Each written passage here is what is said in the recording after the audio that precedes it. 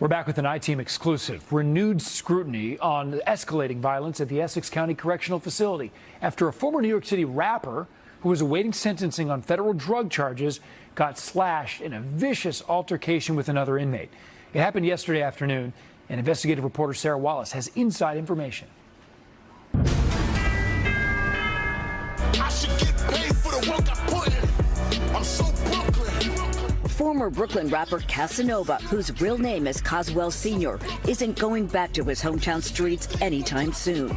The self-proclaimed blood gang member who pleaded guilty to federal drug conspiracy charges last year was involved in a vicious fight yesterday at the Essex County Correctional Facility in Newark. These internal reports from correction officers say Sr. was slashed with a weapon by another inmate, Ulysses Lugo, and then chased him down with the help of others. We spoke with one officer who responded to the scene. Inmate Lugo, you couldn't see his face because he was saturated in blood. You couldn't see it at the time because his whole face was saturated in blood and his whole uniform was saturated in blood. Inmate Senior was sitting there and blood was just coming out of his face. A spokesman for the county told us this minor incident and whether weapons were employed is under investigation.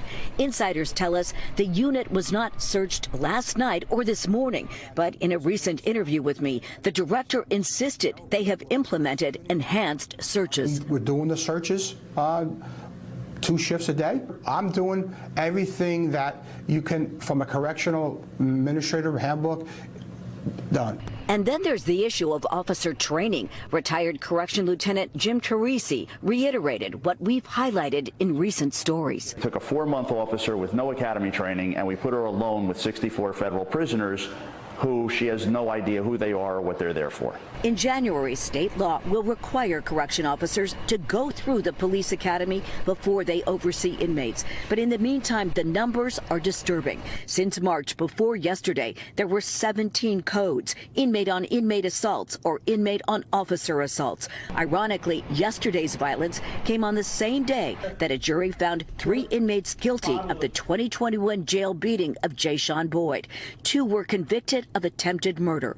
Boyd suffered permanent brain damage. His family has filed a civil lawsuit against the county. Are you surprised that there's still cases of violence after this happened to your son? Yes.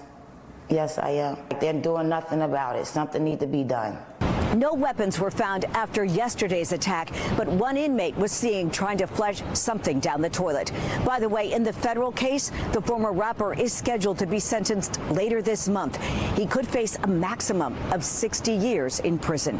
From Newark, Sarah Wallace, News 4 New York.